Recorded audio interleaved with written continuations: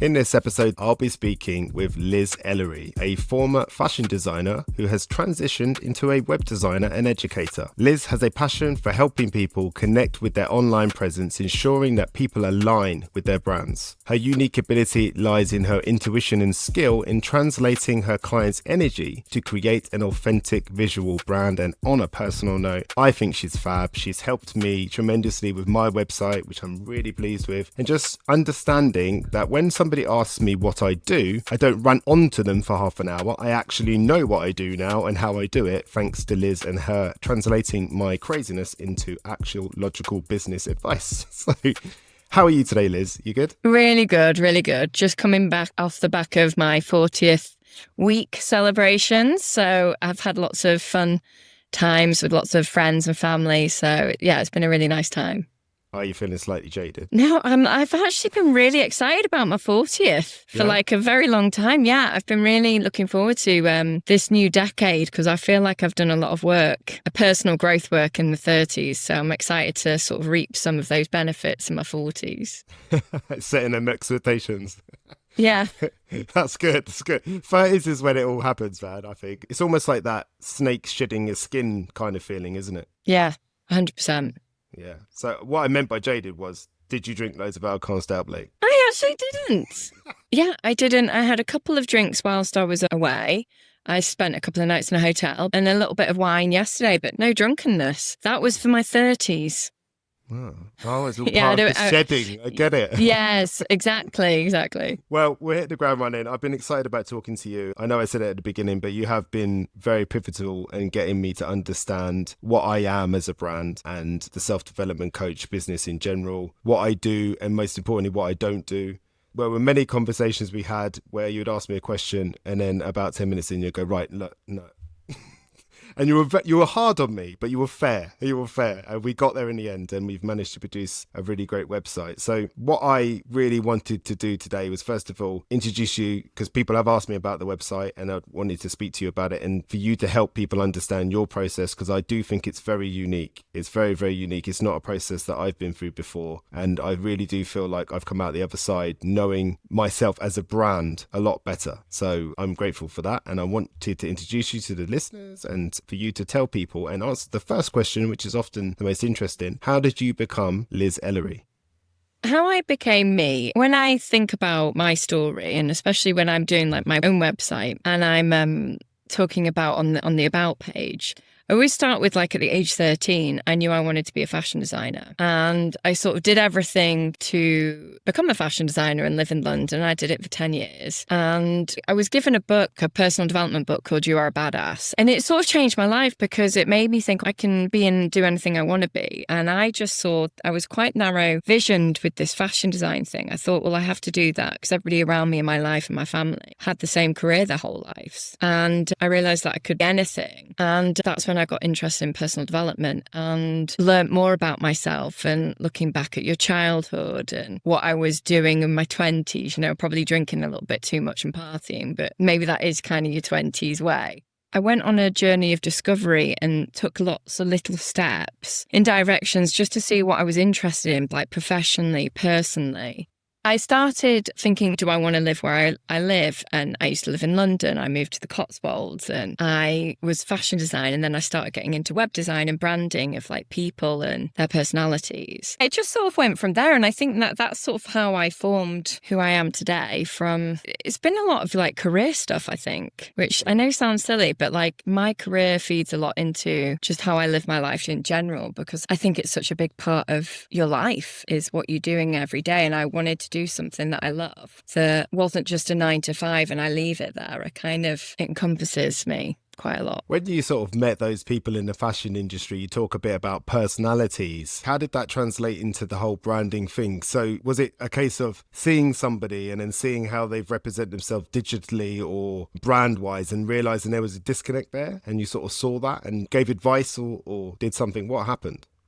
Yeah, well, how I got into what I do now is when I say I got into personal development and I read that book, I started thinking, well, maybe there's more for me. Maybe I could do something differently. So I started Googling business coaches in Notting Hill, which is near where I lived at the time. And I just didn't emotionally connect with any of them. And then I went to a lunch and met the author of this book. And I ended up working with the coach there. And her website, I was just said to her, maybe I could help you with your website, because I really liked her, but I met her in person. I connected with her on a personal basis, but maybe if I'd have looked at her website, I might not have had that connect. And what I wanted to do is how I met you in person and how wonderful I thought you were. I kind of want to translate that and do it online. And that was kind of around that whole time was my light bulb movement of creating somebody's energy in person and doing that online. And I think that's what, when you were saying, that's what I specialize in, I think, is making who you are in a room show up online.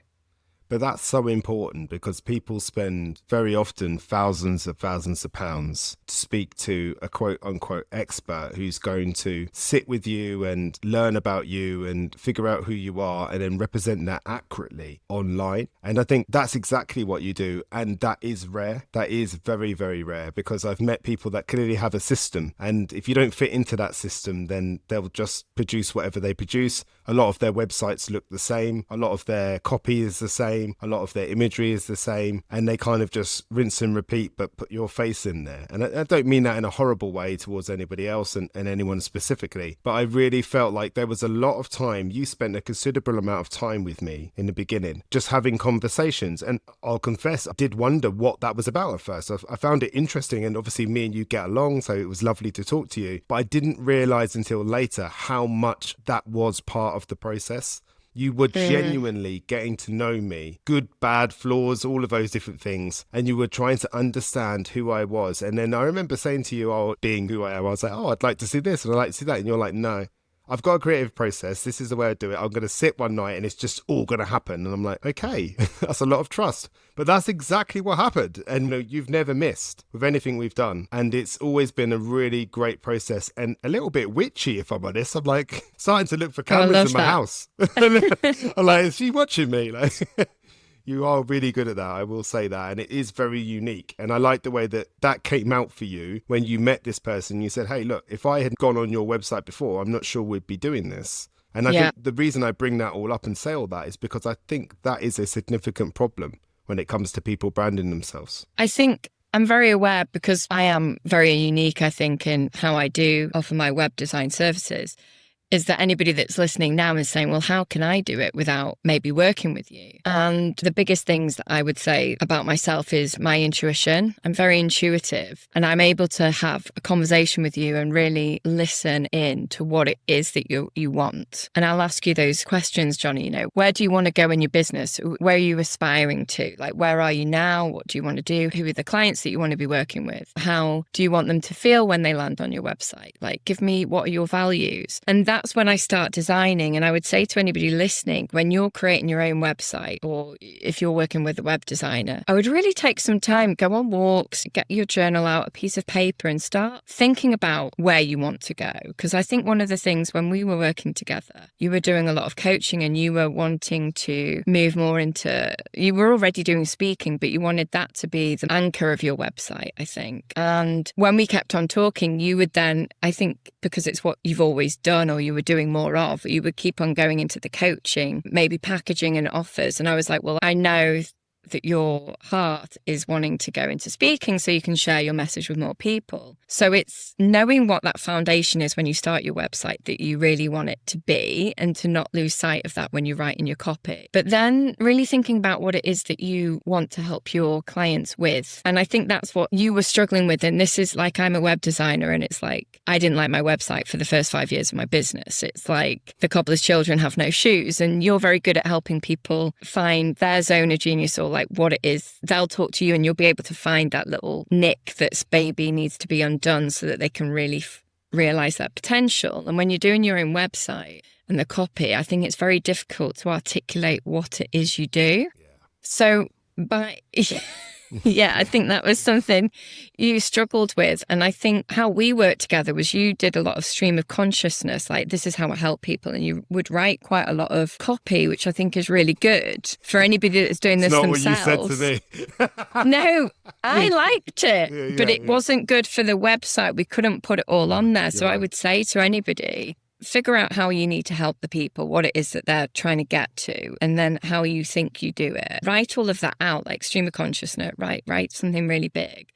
And then, you can put it into ChatGPT and say, like, make this more short and concise, and then it will give you something. And then I think the problem is now, and I do want to talk about ChatGPT, is that it all can sometimes start sounding like everybody else. But it's a good thing for you to personally write your stream of consciousness out, get it to articulate it in a shorter way, and then go into that and make it more you, sounding a bit more you. I think with ChatGPT as well, one of the things that it was really helpful for was there's nothing more intimidating than a blank piece of paper. And although you might have written all your thoughts out and stuff like that, that doesn't feel like copy. That's not really ready for a website. It can sometimes feel a bit like the mad rantings of yourself sort of thing. And I think what ChatGPT is very good at doing, it's good at taking what you've written and putting it in some sort of order. And then you can then go over it and go, yes, that's what I'm trying to say. No, that's not what I'm trying to say. No, that's been misinterpreted. And if that's been misinterpreted by ChatGPT, it's probably going to get misinterpreted by the people reading it.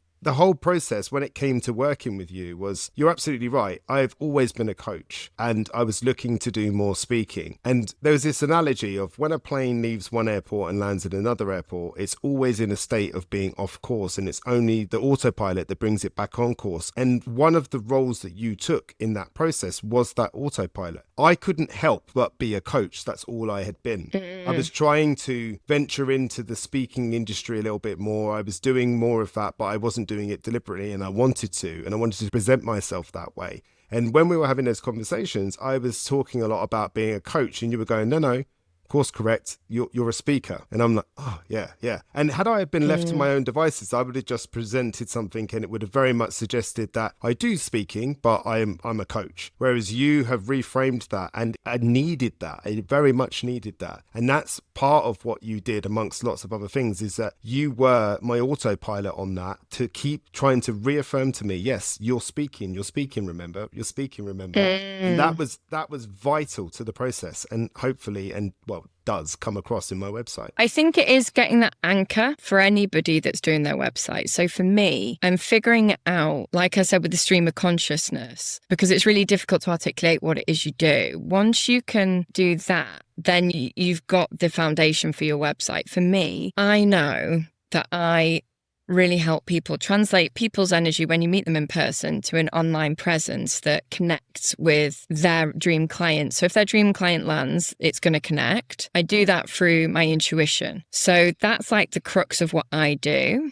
And that's sort of like the strategy when I'm working with my client. When you go on my website, you get to know my personality and know that that's at the heart of everything that I do with my clients.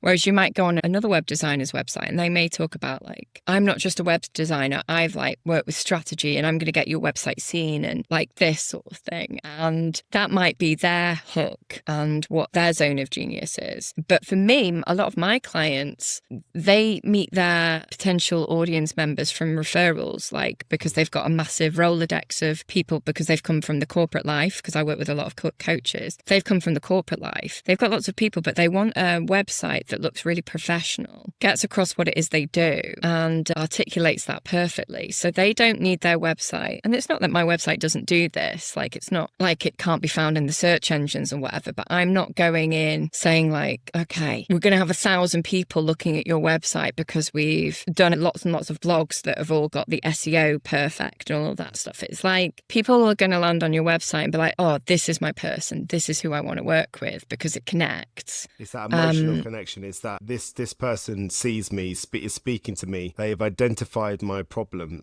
I think that's a lot. Just as I couldn't translate what I was trying to say and you helped me do that, I think a lot of the time people don't have that language for what they want when they're looking on websites. What you're good at is speaking straight to somebody's heart, in a sense of, this is how you feel. This is how you've been feeling. This is the problem that you're experiencing. Here are some solutions. This is what I do. And that's important. It is important to have the right pictures and the right copy and all those things. But having those moments where you really do connect with the person, that's vital, I think. I was thinking about this a lot. When you go on, because a lot of people wonder about the balance of sharing too much about their story or who they are. Because especially, again, if you've maybe come from the corporate world or 9-to-5 jobs and you've not always been an entrepreneur, you wonder how much of yourself to share, because because you're like, they don't want to know about me. A lot of my clients are service-based businesses, so they are hiring you to work with you rather than a product business. But when you go on Dragon's Den, and everybody's watched Dragon's Den or Shark Tank or something like that, you'll find that all of the investors, they want to work with entrepreneurs that maybe have failed before. Like generally, a lot of investors want to work with people that have failed and they've got some sort of story. It reveals a lot about you, doesn't it? Yeah, and that you're going to keep on going because you're resilient, but also that you're passionate. And generally when they go in there, they've got a product because they've struggled with, the product is the solution to the problem that they've always struggled with. And the entrepreneur is always saying, I like your story. I like what you stand for. So that's like the crux of it. They don't really care if the product's great, but they don't feel like the entrepreneur is great and will be able to like lead it if they have problems and downs and stuff.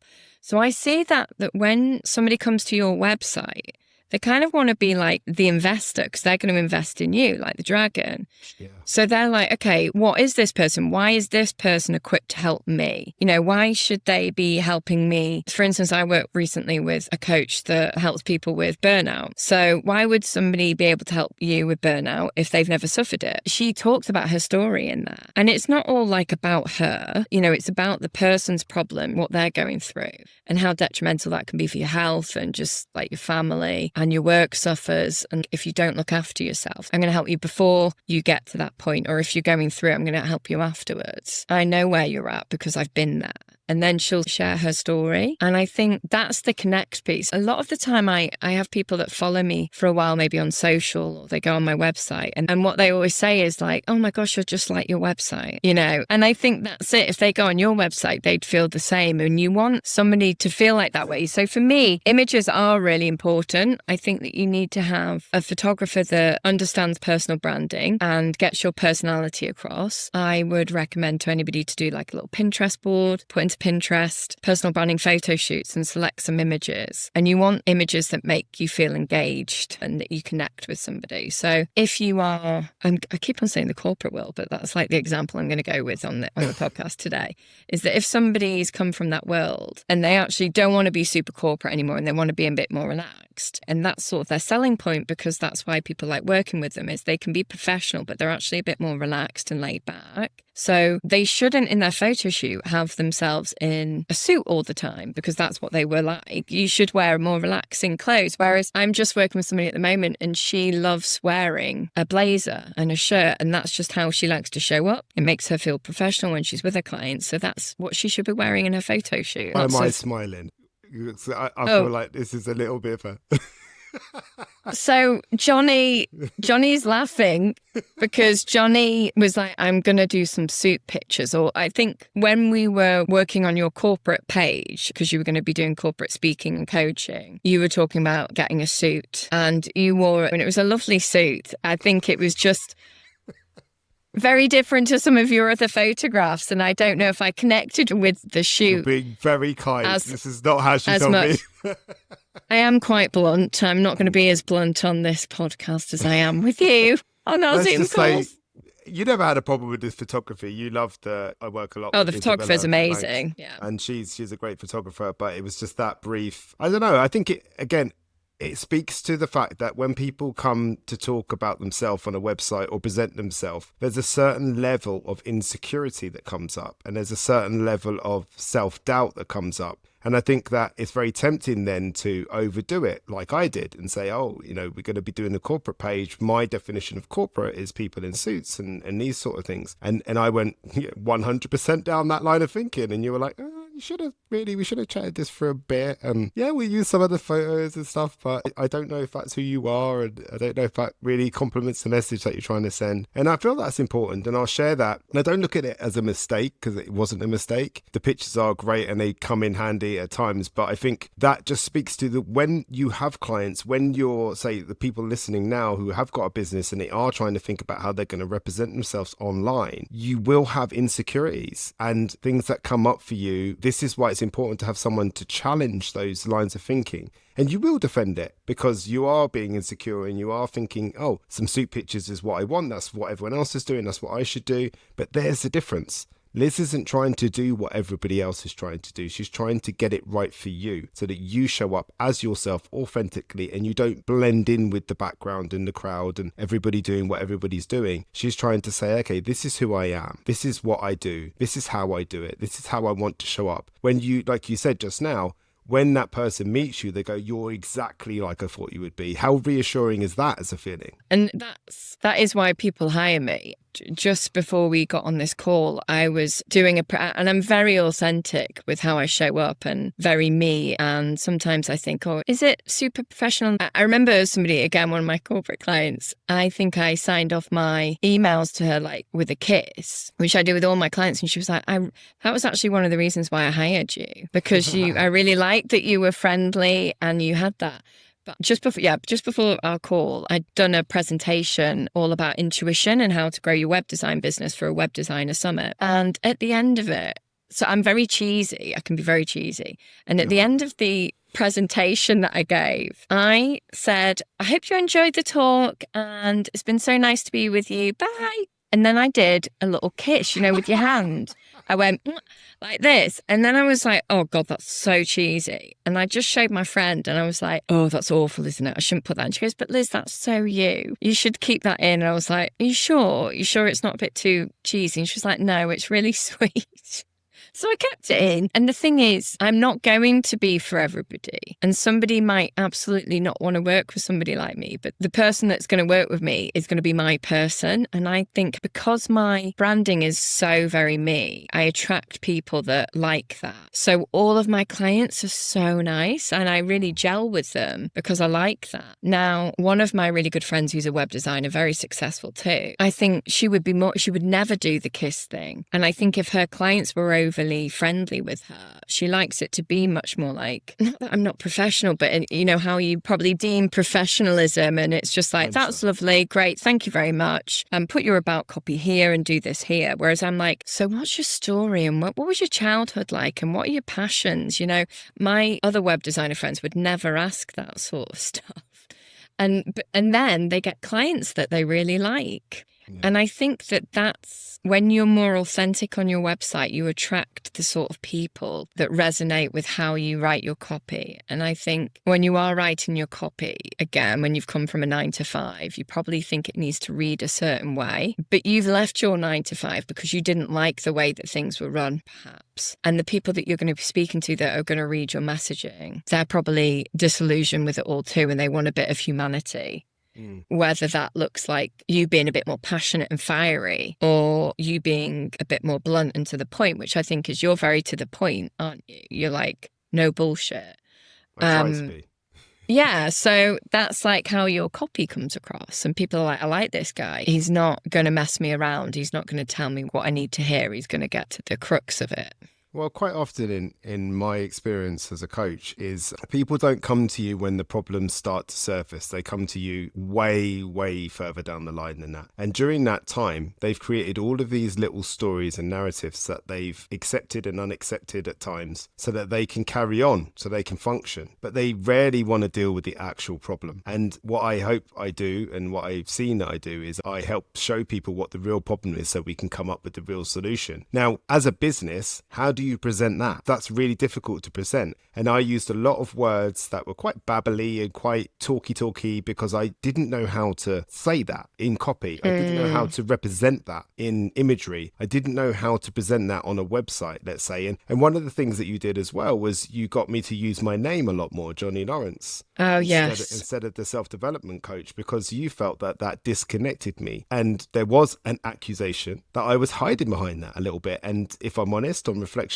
you might be right. I think I probably was, which was only getting in the way of me connecting with my audience more and more. And since I have leaned into that Johnny Lawrence moniker, and I think this is something that probably comes up for people because knowing what I know about emotions, is you can't be rejected if you don't fully put yourself out there. And I think I was probably hiding behind that self-development coach brand, because then if I got rejected, it wasn't me, it was the brand. And that's fine. It was the branding problem. And whoever did that, they're at fault, not me. Whereas what you've got me to do is put my name on the line to bring myself forward. And then it's no coincidence that things have shifted. And I've just come back from the weekend of doing the Happy Place Festival and things like that. And all of that's happened since we've had those conversations. And I'm not saying it's solely due to you, but you are absolutely a massive component in that. You've helped me represent myself well. For example, when I applied for Happy Place, it was your website they saw and what you introduced. So they saw who I really was. I don't know what would have happened. We'll never know what would have happened had they have seen the previous one, you know? So all of that matters. People don't get a long time, those sorts of busy people, those sorts of opportunities. You get one shot at first impression. They click on johnnylawrence.co.uk and they see the way that you presented me, no suits. And you've put the copy out there and you've encouraged me to make videos in a certain way, being myself and all of those different things. And that's what they saw. I don't know. We'll never know whether I would have got the gig had they have not come to that website. I love that. And I think it's the initial feeling that somebody gets when they land on that. We call it above the fold, you know, so it's like before you start scrolling, it's on the home page. And I always, when I start with a client, I always say that first, like before you start scrolling, when you get to the home page, the main bit of your website, you want that bit of copy to be one of two things. You can either do it where it's like says what it does on the tin, which is, for me, it would be photography, branding and website design for small business owners. And like, so somebody lands and like, okay, this is what she does. Or I used to have, what would it be like to have a brand that made you feel unstoppable? Because I think that's what my clients want, is they want to have a website where they feel like Happy Place can go on it and they're like, yeah, I can absolutely apply for these sort of things because like my website absolutely nails who I am. And you know, when I said at the beginning that I never quite liked my website because it never felt like quite me. I didn't have the photographs that I felt like represented me. I felt like I hadn't really got my messaging around the intuition and getting the energy of my client. And I didn't feel like the website looked amazing and just spoke to my heart and was super clear about what I do and like how I help, like the speciality of what I do. I hadn't really got that across, and I took 2 weeks out of my business to do that. And then like I think I earned like a lot of money within 72 hours as soon as I launched it. I think the universe sort of sent people my way because it was like, you're now ready to up level. And then like my business, like since I did that, like more than doubled within that year, because I think the way that I showed up and presented myself into the world, and when I was meeting people, I just felt like, yeah, somebody's going to go on my website and just nail it. They're just going to, if they're the right people for me, they're going to want to work with me. And that's what that sentence was, that was like, what would it be like to have a brand that made you feel unstoppable? And that's probably a bit of a tongue twister thing, but it was that I've written it, but that's how I want people to feel. And I think you want something on that initial homepage, on that banner, that is either tells them what you do or makes them feel like you've absolutely nailed what I need and want. Tell me more. Yeah, and that's exactly right. You want to be able to rely on every touch point of your business, and that is a massive one, your online representation, that someone can go onto your website any time of the day, anywhere in the world. They can learn about you. They might see a reel or a post on social media and they want to know a little bit more about you, and they don't have the time to scroll down your social media at that point. They don't know whether you're worth it, frankly. So they go to your website and they want to learn about you as quick as they can. They want to get a feel for you. They want all the senses to be satisfied before they decide to commit to you as a brand and you as a person. And that might not necessarily lead to a sale, but in my case, it might lead to somebody coming to my podcast. It might lead to somebody watching Slavery of Addiction on YouTube. It might lead to somebody doing my course. It could lead to any of those things. And then ultimately it could lead to someone working with me either as a speaker or a coach. But what you've done is you found that entry point to build that relationship, to nurture that trust. A lot of the things feedback I get when I speak and people meet me afterwards, they say the same as what this. I feel like I know you because I've listened to your podcast, I've gone on your website. You're exactly the same. There's nothing worse than meeting somebody, and I've had this in my industry as a speaker and as a coach, where I've been speaking at an event and somebody I really admire is speaking there, and I meet them, and they're not at all what I thought they was. And that's really disappointing. And that feeling lasts with you as much as if you meet someone and you go, oh my gosh. At Happy Place at the weekend, I saw Donna Lancaster, who's become a really great friend of mine. And we did nothing but laugh. And when we get together, we turn into children. We just got pictures of her trying to carry me and all sorts of stuff. It's ridiculous, but that's who we are together. And she's exactly, in fact, better than I would ever imagine her to be, you know, as a successful author and someone that's in the public eye. So I want to emulate that. And that's where you've come in. And you hit upon a really important point there as well. And I don't know whether it's something that you consciously do or something that is just part of the process for you anyway, but you really got me to look at my value a little bit more. And it wasn't that I didn't value myself. It's about realizing that in some cases, if you want to compete with certain people in your industry that are on a higher level, then you have to fully commit. You have to charge similar prices. That, understandably, certainly for me, makes you feel uncomfortable. And there are lots of reservations and doubts and all sorts of things. And that was something that you very much got me to see in a kind way. It wasn't just like charge your worth. It was getting you to see it, actually see the worth and ask that question. Do you think you're the same as them or better or not, you know? Yeah. Do you know, I really love this because actually what happened, I don't know if I hope you're okay with me saying this. When we met up, we were both in London and we had lunch together and we were chatting and stuff about life. And I learned more things about you. And I remember thinking, you need to be sharing some of this stuff more. And I think your viewpoint was always like, but it's not about me. It's about my clients and I want to help them. And they don't really need to know this sort of stuff. And I was like, yes, but I think this is what makes you and why I would actually want to hire you is because I think this is really cool. And I think I've had that in the past with clients where they'll tell me all of these amazing accolades that they do and how they've like excelled in business and in other areas of their business. And then when they give me the website copy, I'm like, what?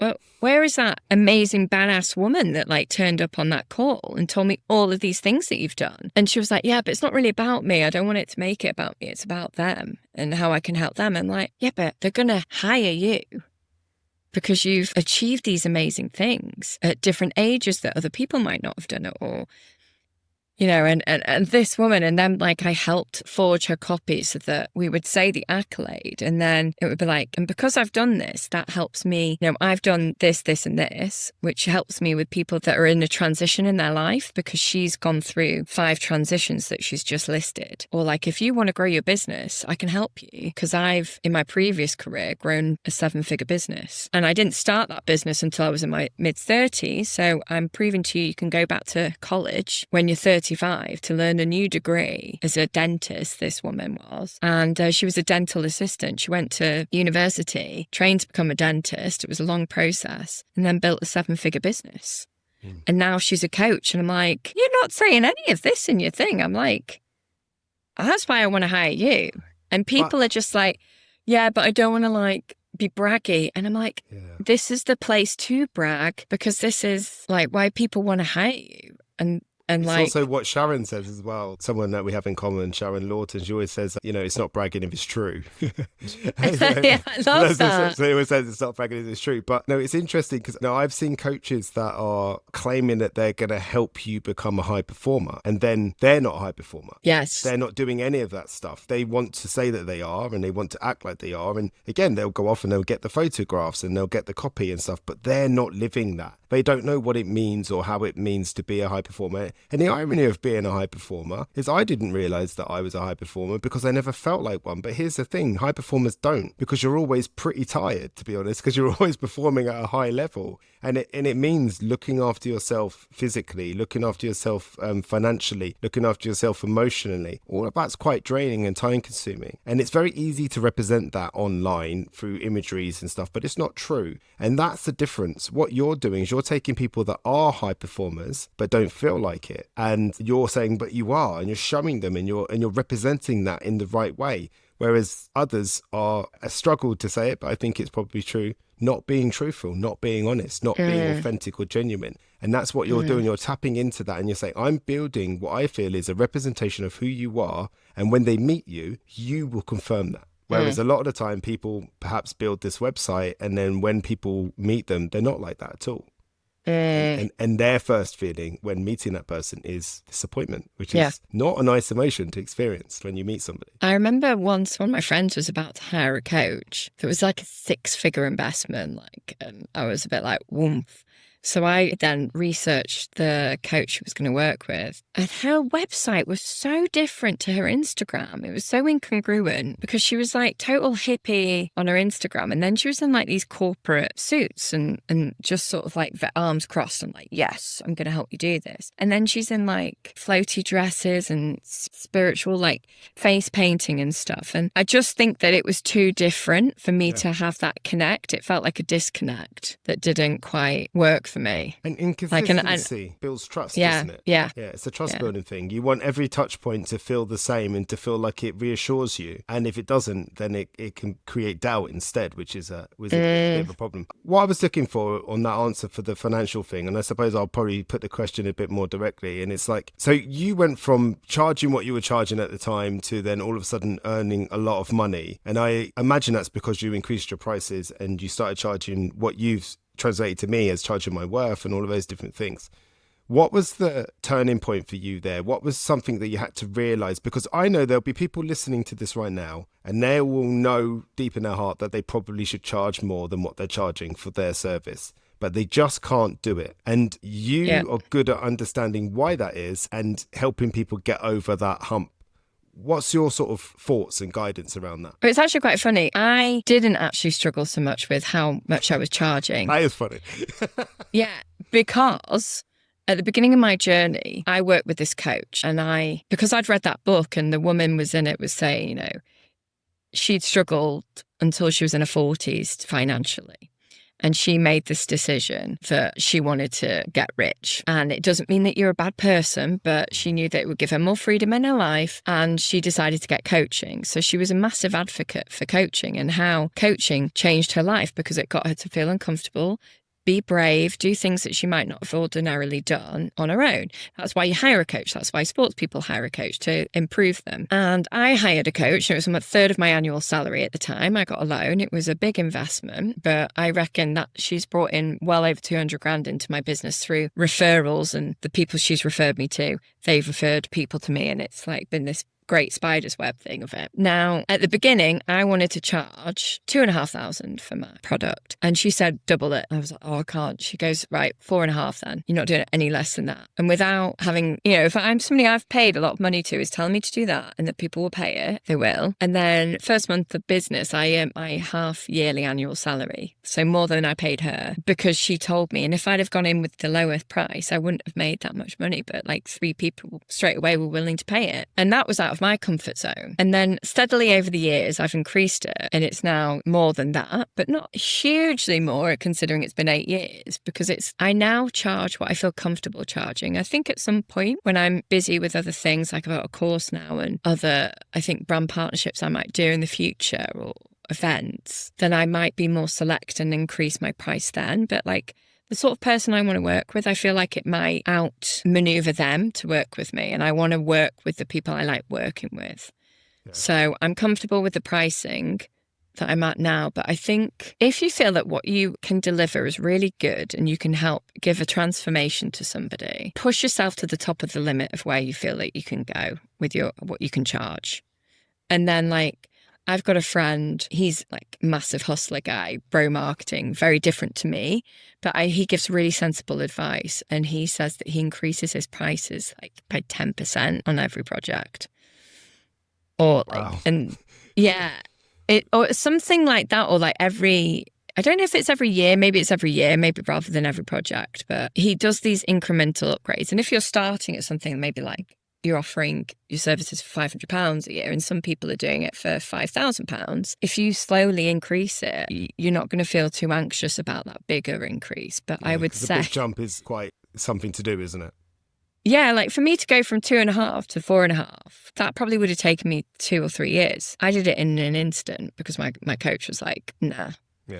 I was like, okay. And then when you get the money coming in, you're like, oh, I'm very glad, that I can make nearly 15 grand rather than 7.5, So, would you like to hear what I think? Yeah.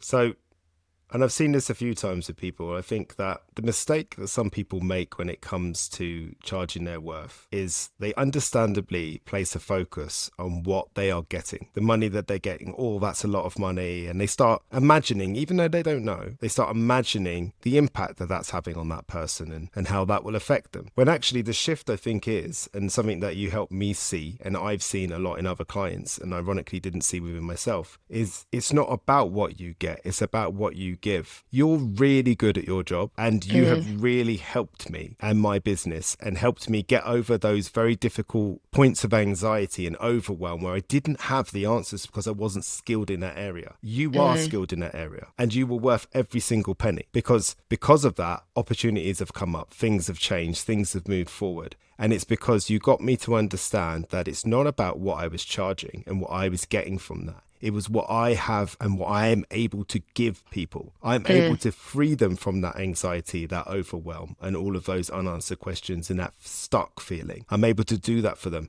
And actually, when they're really at the height of that anxiety and that overwhelm and that stuck feeling, there isn't a price that you can put on that. They would pay a lot of money to not feel that way. And what you did is you helped me realize that, even though I help others realize that, I didn't see it within myself because it's very hard to coach yourself. So going back to what you do and what you were saying, I think what you do is you get people to realize that it's not about what they get, it's about what they can give. And if they really can give what they say they can give, there's nothing like backing yourself and saying, this is how much it costs. 100%. Can I just say, that was the best testimonial that you could give. I'm like, can you please record that on my website? But it's funny what you just said there. Recorded. Yeah, great. I'll put that. I'm going to put this on my website, that clip. This is the whole point of this whole thing, is recording stuff. This is what this is. But no, genuinely though, you saying that to me, that just made me feel like I think I need to articulate how I help people better on my website, because I think if somebody came and actually realized that, yes, it's about a website, but actually what I do is a lot of coaching, and I probably don't talk about that enough. And that's also, I think, warrants the price as well, because they're realizing it. Yeah. It's listening. You listen and then you reflect back to people what you're hearing in a less messy way, in a way in which they actually hear it starkly and concisely. And I know it wasn't your intention, and I'm not offended by it or anything, but there were times where you made me feel a little bit silly because I didn't see something that was really obvious. That's not you making me feel silly. That's me feeling silly because I didn't see it. But you helped me see it. With all the skills I have and all of the experience I have, coaching myself is near impossible. So I need people that know what they're doing. I'm realising the time, and there was a bunch of questions I'm going to ask you, and we're going to see if we can just concisely answer these questions. So almost like a rapid movement. Quick fire, that's what I was going for. When someone visits a website, they often form an impression in just a few seconds. From your perspective, what makes a brand identity feel emotionally authentic rather than just visually polished? I think it's the tone of the copy, so that you're speaking directly to somebody and you... I always, for me, when I have my copy, it's how I speak naturally. And I think chat GPT, that's hilarious. Yes, yeah. I'm like, no, that's too wooden, or that's too it's like you're talking to a friend. It's hilarious. Yeah, I know. I'm like, no, chat GPT, this is wrong. It off whenever you do. So I think for them to emotionally connect, it needs to be like speaking to somebody's soul a little bit. I think you can tell them what it is that you do on the tin, which is like photography, branding, and website time for small business owners. And then the copy underneath that would be a little bit more, like speaking to their soul, and to their pain points. And it's not manipulative. It's just like, okay, this person really gets me. And they're being thoughtful with their copy. And I do believe that the imagery that you use on your website needs to connect, and that you shouldn't use an iPhone or your friend to take pictures of you unless they're a photographer. And just try to bring some emotion into your copy. Many people struggle to speak in their own voice online. What are some practical ways you help clients translate their personality and values into their website and brand so it feels true to them? I would say write out all of your copy, this is what I get my clients to do, in a Google Doc. Write everything out and make it as short as possible because people's attention spans nowadays are so low. So go through that. And then I would like get a friend to have a look at it, get them or a family member to say, this doesn't sound like you. And I think a lot of the time you're trying to be professional and to the point, but sometimes you lose the essence of who you are. So I try and, when I'm writing my copy, say it as succinctly as I can, but also write it as if I was writing it to my friend in a WhatsApp message. Sometimes, I'll just be like, what are some words maybe that I would use in there a little bit more, so it's a bit more relatable and not so robotic. In your experience, what's the difference between a website that simply looks good and one that actually builds trust and connection with its audience? Again, I want to say about the Dragon's Den thing, Shark Tank, is just putting a little bit more of yourself in there. Like, there's a fine balance. I think some people are like, I do this and I help you do this. You want to talk a lot about the client's problems, the solution that you can offer them. But then in certain sections, like say on the homepage, right at the bottom of the page, I say to put your expertise and who you are, and just to say, I know where you are because I've been there. And then you just feed throughout the site little nuggets of why you're the right person to help them. And generally it is because you're solving a problem that you've had yourself. So I would say to insert more of that, and don't be afraid to talk about your own story, but like frame it in a way that it's helping them by telling your story. Yeah, that makes sense. And that's certainly, I found myself going one of two directions, either not talking about it enough or talking about it too much. Yes. Both with the intention of helping, but it was achieving nothing. It was two either ends of the spectrums, and you want to create that sort of blend somewhere in the middle, right? A lot of entrepreneurs fear that showing too much of themselves will put people off. How do you encourage clients to strike that balance between professionalism and authentic vulnerability in their branding? Well, I think it's just what I suppose I've kind of answered that in the previous one, is to make sure that you're always talking about their issues, the solutions that you're offering, and also being aware as well who you're speaking to when you are writing this copy. If you are going to be going in and the HR department looking at it, you want to sort of manage as well the language so that it's speaking to them, or if you're speaking to the individual that's coming there. Because if it's a corporate company, maybe that you're going to, and you're going to offer, I'm just talking about my clients coaching, you want to be saying, how you can help the company, and that's by helping the person. And I'm well equipped to do this because I've worked in this sort of organization before. So your education, if you have education in whatever that you're doing, that's obvious how it's going to help you. Yeah. Everybody kind of has that, but it's your experience, that kind of flavor, that application of that education. And by sharing your story, you're showing not just how you've come through it, but how you coming through it will help them. Yeah, exactly. Right. I understood. That's good. Yay. Just the last question. Is there anything that you would like to pass on to people that can help them with their self-development? Like I said, this presentation that I just gave before, this was all about intuition, and I'm really going in a deep way into my intuition at the moment. And I think there's so much noise out there on social media and online businesses and people that we follow. If people are online business people here, or even in your corporate 9-to-5, looking at what everybody else is doing, I think sometimes affects the innate specialness of us and ChatGPT, and it's like making us sound like everybody else. And it's like following an inner guidance and knowing of who you are.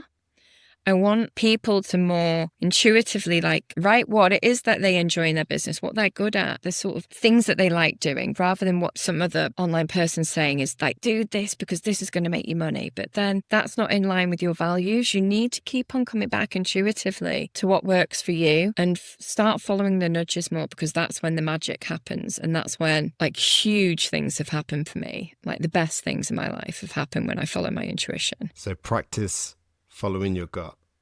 Yeah. I like and that. Listening to that more. Yeah. Trusting yourself. Yeah. Thank you so much for today. Just before we go, it'd be great if you could tell people where they can find you and direct people to anything that you want them to know, any courses, anything that you're doing that you think people would find helpful.